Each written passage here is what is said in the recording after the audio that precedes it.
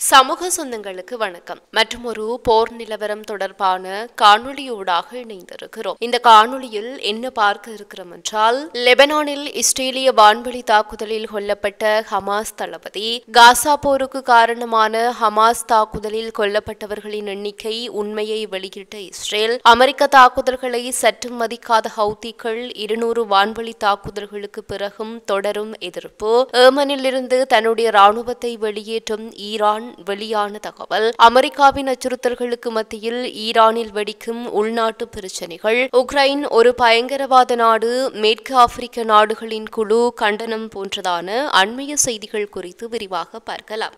நீங்கள் தினமும் எங்களுடைய சேனலை பார்வையிடும் பார்வையாளரா அல்லது புது பார்வையாளரா என்பதை கீழே இருக்கிற கமெண்ட்ஸ் பக்கத்தில் மறக்காம பதிவிடுங்க. அத்துடன் முதல் முறையாக எங்களுடைய சேனலை பார்வையிடுகிறீர்கள் என்றால் சப்ஸ்கிரைப் பண்ணி உங்களுடைய ஆதரவை வழங்குங்க. வாங்க காணொளிக்குள் போகலாம். இஸ்ரேலிய ஆட்சி தெற்கு லெபனானில் இலக்கு வைக்கப்பட்ட வான்வெளி தாக்குதல்களை நடத்தியிருக்கிறது. இந்த தாக்குதலில் ஹமாஸ் தலைவர்களில் ஒருவரான ஹசன் பர்ஹத் மற்றும் 2 பேர் கொல்லப்பட்டிருப்பதாக லெபனான் ஊடக அறிக்கைகள் தெரிவிக்கின்றன. வெள்ளிக்கிழமை இஸ்ரேலிய ட்ரோன் மூலம் நடத்தப்பட்ட இந்த தாக்குதல் பர்ஹத் அமைந்திருந்ததாக கூறப்படுகின்ற சிடோன் நகரில் உள்ள ஒரு குடியிருப்பை தாக்கியிருக்கிறது. லெபனானில் அல்மயாதீன் செய்தி வலையமைப்பு பர்ஹத் தான் இந்த தாக்குதலின் இலக்கு என்பதை உறுதிப்படுத்தி இருக்கிறது. தெற்கு லெபனான் முழுவதும் இஸ்ரேலிய தாக்குதல்கள் தீவிரமடைந்திருக்கின்ற நிலையில் வியாழக்கிழமை மாலை முதல் நகுரா, நஃபாதியா மற்றும் சிடோன் மீதான தாக்குதல்கள் உட்பட இந்த தாக்குதலும் நடைபெற்றிருக்கிறது என்று அறிவிக்கப்பட்டிருக்கிறது. இதேவேளை காசா போருக்கு காரணமான ஹமாஸ் படைகளின் தாக்குதலில் கொல்லப்பட்டவர்களின் எண்ணிக்கை வெறுமனே 378 தான் என இஸ்ரேல் ராணுவம் உண்மையை ஒப்புக்கொண்டிருக்கிறது. கடந்த 2023 அக்டோபர் 7 காசா எல்லையில் நோவா இசை விழாவின் போதே ஹமாஸ் படைகள் அதிரடியாக துப்பாக்கிச் சூடு தாக்குதலை நடத்தினார்கள். அதில் 1218 பேர் கொல்லப்பட்டதாகவும் பெரும்பாலும் இஸ்ரேலிய பொதுமக்கள் என்றே அப்போது கூறப்பட்டது. அத்துடன் 259 பேரை ஹமாஸ் படைகள் கடத்தியிருக்கிறார்கள்.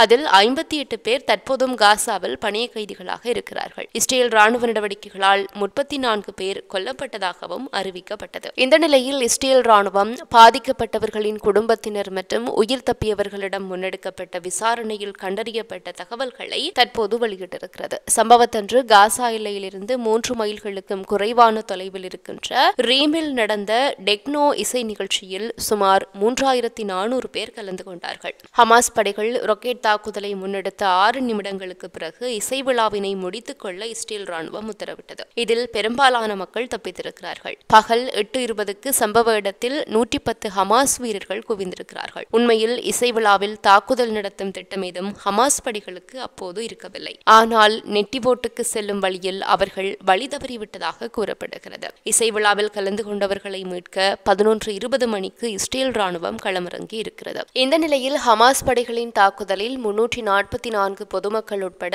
378 பேர் மட்டுமே அக்டோபர் 7 கொல்லப்பட்டிருக்கிறார்கள் என்ற உண்மையை தற்பொழுது இஸ்ரேலிய ராணுவமே வெளியிட்டிருக்கிறது. இசை விழா மற்றும் அதன் சுற்றுப்புறங்கள் மீதான தாக்குதலின் போது ஹமாஸ் படைகள் 44 பேரைத்தான் கடத்தி சென்றிருக்கிறது. அதில் 17 பேர் காசாவில் பணிய கைதிகளாக இருக்கிறார்கள். அந்த 17 பேரில் 11 பேர் உயிருடன் இருப்பதாகவும் கருதப்படுகிறது. அதே நேரம் அக்டோபர் 7 நடந்த தாக்குதலுக்கு பதிலடியாக போர் பிரகடனம் செய்த இஸ்ரேல் முன்னெடுத்த ராணுவ நடவடிக்கைகளில் இதுவரைக்கும் கொல்லப்பட்ட பாலஸ்தீனர்களின் எண்ணிக்கை 50,000-ஐ தாண்டியிருக்கிறது. அதில் பெரும்பாலும் சிறார்கள், பெண்கள் மற்றும் பொதுமக்களே கொல்லப்பட்டிருக்கிறார் என்ற தகவலும் வெளியாகியிருக்கிறது. மறுபுறம் செங்கடலில் கப்பல்களை குறிவைப்பதை நிறுத்தும் போது ஹவுத்திகள் மீதான தாக்குதல்கள் நின்றுவிடும் என்று அமெரிக்க அதிபர் டொனால்ட் ட்ரம்ப் சமீபத்தில் கூறியிருந்தார். ஆனால் அமெரிக்க தாக்குதல்களுக்கு ஹவுத்திகளுக்கு எந்த பயமும் இல்லை என்றே தெரிகிறது. மார்ச் 15 முதல் ஏமனில் உள்ள ஹவுத்தி கிளர்ச்சியாளர்களின் தளங்கள் மீது அமெரிக்க ராணுவம் தொடர்ச்சியான வான்வெளி தாக்குதல்களை நடத்தி வருகிறது. ஆனால் 2 வாரங்களுக்கு பிறகும் ஹவுத்திகள் பணிவதற்கான எந்த அறிகுறிகளையும் காட்டவில்லை. அமெரிக்க தாக்குதல் தொடங்கி 2 வாரங்களுக்கு மேலாகியுமே செங்கடலில் அமெரிக்க போர்க்கப்பல்கள் மீது தங்கள் தாக்குதல்களை தொடர்ந்து வருவதாக ஹவுத்திகள் அறிவித்து வருகிறார்கள். அமெரிக்காவின் அச்சுறுத்தலை பின்பற்றுவதற்கு பதிலாக ஹவுத்திகள் இஸ்ரேல் மீதான தாக்குதல்களை தீவிரப்படுத்தி டஜன் கணக்கான பாலிஸ்டிக் ஏவுகணைகளை வீசியிருக்கிறார்கள். ஹவுத்திகள் தங்களுடைய தாக்குதலை நிறுத்த பயன்படுத்துவதற்கான எந்தவிதமான அறிகுறிகளையுமே காட்டவில்லை. ஆனால் உண்மை என்னவென்றால் அவர்களிடம் பெரிய ஆயுத கிடங்கு இல்லை. மேலும் அமெரிக்க போர்க்கப்பல்களுக்கு பெருமளவில் தீங்கு விளைவிக்கும் திறன் கொண்ட ஆயுதங்களும் அவர்களிடம் இல்லை. இஸ்ரேல் மீது அவர்கள் ஏவப்பட்ட ஏவுகணைகளும் இடைமறிக்கப்பட்டிருக்கின்றன. அமெரிக்க குண்டுவீச்சிலிருந்து தப்பிக்க ஹவுத்திகள் இஸ்ரேல் மீதான தாக்குதல்களை நிறுத்துவதை தவிர வேறு எதுவும் செய்ய வேண்டியதில்லை என்றும் ஒரு போரில் வெற்றி பெறுவதில் விமான சக்தி மட்டுமே எப்போதும் பயனுள்ளதாக இருக்காது என்ற கருத்துக்களும் வலுத்து வருகின்றன. முன்னதாக ஹவுத்திகள் 2015 மற்றும் 2022 இடையில் சவுதி அரேபியாவை வெற்றிகரமாக எதிர்த்து போராடி இருக்கிறார்கள். ஈரான் ஆதரவு பெற்ற இந்த ஹவுத்திகளை கட்டுப்படுத்துவது எளிதல்ல என்பதை இது காட்டுகிறது. ஏப்ரல் 3 செங்கடலில் இருக்கின்ற அமெரிக்க போர்க்கப்பல்கள் மீது விமானம் தாங்கி கப்பலான USS ஹாரி எஸ் ட்ரூமன் உட்பட குரூஸ் ஏவுகணைகள் மற்றும் ட்ரோன்களை பயன்படுத்தி பாரிய தாக்குதலை நடத்தியதாக ஹவுத்திகள் கூறியிருப்பதாக ஈரானின் அரச ஊடகம் அறிவித்தது. அமெரிக்காவின் தாக்குதலுக்கு பதிலடியாக இதை ஹவுத்திகள் விவரித்தார்கள். இதற்கிடையில் சமீபத்தில் அமெரிக்க வான்வெளி தாக்குதலில் குறைந்தது 6 பேர் கொல்லப்பட்டதாகவும் ஹவுத்திகள் தெரிவித்தார்கள். இறந்தவர்கள் தொடர்பாக ஹவுத்தி கிளர்ச்சியாளர்கள் வெளியிட்ட புள்ளி விவரங்களின்படி அமெரிக்க ஜனாதிபதி டொனால்டு டிரம்பின் ஆட்சி காலத்தில் ஏமனில் கிளர்ச்சியாளர்களை குறிவைத்து நடத்தப்பட்ட தாக்குதல்களின் எண்ணிக்கை அதிகரித்திருக்கிறது. இந்த தாக்குதல்களில் குறைந்தது 67 பேர் கொல்லப்பட்டும் இருக்கிறார்கள்.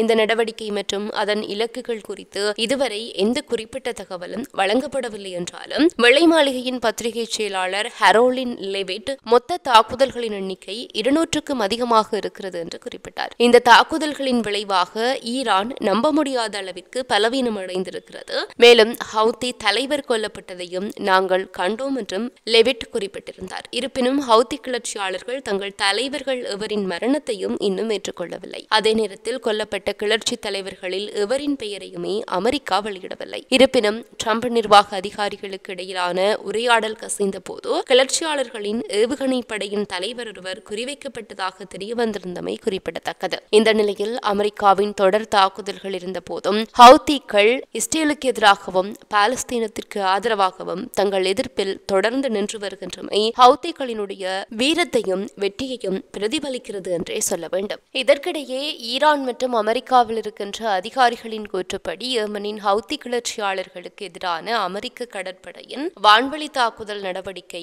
பலனளித்து வருவதாக கூறப்படுகிறது. இந்த நிலையில் உயிரிழப்புகள் அல்லது இந்த மோதல் மேலும் அதிகரிப்பதன் அபாயத்தை குறைப்பதற்காக தன்னுடைய ராணுவ படைகளை வெளியேற்றி வருவதாக ஈரானிய மூத்த அதிகாரி ஒருவர் டெலிகிராஃபிடம் தெரிவித்திருக்கிறார். இது ட்ரம்ப் நிர்வாகத்தின் கொள்கைக்கு ஒரு குறிப்பிடத்தக்க வெற்றி என்றும் கூறப்படுகிறது. இந்த தாக்குதல்கள் இஸ்ரேல் மற்றும் செங்கடலில் அமெரிக்க படைகள் மீதான ஏவுகணை தாக்குதல்களின் வேகத்தை குறைக்க ஹவுத்திகளை கட்டாயப்படுத்தி இருப்பதாகவும் கூறப்படுகிறது. இருப்பினும் அமெரிக்க அதிகாரிகள் நியூயார்க் டைம்ஸிடம் கூறுகையில் ஹவுத்திகள் இன்னும் கடினமான பதுங்கு குழிகளில் பெரிய ஆயுத குவியல்களை வைத்திருக்கிறார்கள். மேலும் அந்த ஆயுதங்களை அடைய தேவையான திறன்களை அமெரிக்கா இன்னும் பயன்படுத்தவில்லை என்று கூறியிருக்கிறார்கள். புதன்கிழமை ஈரானிய மூத்த அதிகாரி ஒருவர் தி டெலிகிராஃப் பத்திரிகையிடம் ட்ரம்ப் நிர்வாகத்தின் ராணுவ பிரச்சாரம் இப்போது ஈரானில் விவாதத்தின் மையப்பொருளாக இருக்கிறது என்றும் ஈரானின் பல பினாமி குழுக்களான ஹிஸ்புல்லா, ஹமாஸ், ஹவுத்திகள் மற்றும் ஈராக்கில் இருக்கின்ற சியா போராளிகள் பின்வாங்கிவிட்டதாகவும் கூறினார். இஸ்ரேலுடனான போரில் ஹிஸ்புல்லா மற்றும் ஹமாஸ் இரண்டுமே கடுமையான தாக்குதல்களை சந்தித்திருக்கின்றன. மேலும் ஈரான் ஹவுத்திகளை மற்றொரு தோல்வியுற்ற சக்தியாக காண்கிறது என்றும் அவர் கூறியிருந்தார். ஹவுத்திகள் உயிர் வாழ முடியாது என்பதும் அவர்கள் தங்கள் இறுதி மாதங்களையோ அல்லது நாட்களையோ கூட தற்பொழுது வாழ்ந்து கொண்டிருப்பதால் அவர்களை எங்கள் பட்டியலில் வைத்திருப்பதில் எந்த அர்த்தமும் இல்லை என்று ஈரானிய அதிகாரி ஒருவர் கூறியிருப்பதாகவும் அவர்கள் கொலை செய்யப்பட்ட ஹிஸ்புல்லா தலைவர் ஹசன் நஸ்ரல்லா மற்றும் முன்னாள் சிரிய அதிபர் பஷர் அல் அசாத்தை நம்பியிருந்த ஒரு சங்கிலியின் ஒரு பகுதியாக இருந்தார்கள். மேலும் அந்த சங்கிலியின் ஒரு பகுதியை மட்டும் எதிர்காலத்திற்காக வைத்திருப்பதில் அர்த்தமில்லை என்றும் அந்த ஈரானிய அதிகாரி குறிப்பிட்டிருப்பதாக தெரிவிக்கப்படுகிறது. ஏமன் மீதான வான்வெளி தாக்குதல்களை அமெரிக்க கடற்படை பகிரங்கமாக அறிவித்ததை விட மிகவும் தீவிரமாக அந்த தாக்குதல்கள் இருக்கின்றன என்று 3 அமெரிக்க அதிகாரிகள் நியூயார்க் டைம்ஸிடம் தெரிவித்திருப்பதாகவும் கூறப்படுகிறது. இவ்வாறு அமெரிக்காவுக்கும் ஈரானுக்கும் இடையில் அதிகரித்து வருகின்ற பதற்றங்களுக்கு மத்தியில் அணுசக்தி ஒப்பந்தம் தொடர்பாக எந்த சலுகைகளையும் வழங்காவிட்டால் குண்டுவீச்சை எதிர்கொள்ள வேண்டியிருக்கும் என்று அமெரிக்கா ஈரானை வெளிப்படையாக எச்சரித்திருந்தது. ஆனால் தற்போது ஈரானுக்கு மிகப்பெரிய சவால் வெளிப்புறமாக அல்ல, உள்நாட்டில் என்று சொல்லப்படுகிறது. மத்திய கிழக்கு நாடு தற்போது கடுமையான தண்ணீர் பற்றாக்குறையை சந்தித்து வருகிறது. நிலைமை மிகவும் மோசமாகிவிட்டதால் நாட்டின் தலைநகர் தலைநகரான தெஹ்ரானில் நீர் விநியோகத்தில் கடுமையான கட்டுப்பாடு விதிக்கப்பட்டிருக்கிறது. தேவைக்கு அதிகமாக யாராவது தண்ணீரை பயன்படுத்தினால் அவர்களின் விநியோகம் 12 மணி நேரம் நிறுத்தப்படும் என்று மக்களுக்கு எச்சரிக்கப்பட்டிருப்பதாக ஈரான் இஸ்லாமிய புரட்சிகர காவலர் படையின் செய்தி நிறுவனமான தஸ்னிம் தெரிவித்திருக்கிறது. 5 ஆண்டுகளாக இந்த பகுதியில் கடுமையான வறட்சி நிலவுவதால் நீர்மட்டம் வெகுவாக குறைந்திருக்கிறது. 5 வருட வறட்சியின் உச்சகட்டமே தெஹ்ரானினுடைய தற்போதைய தண்ணீர் நெருக்கடி.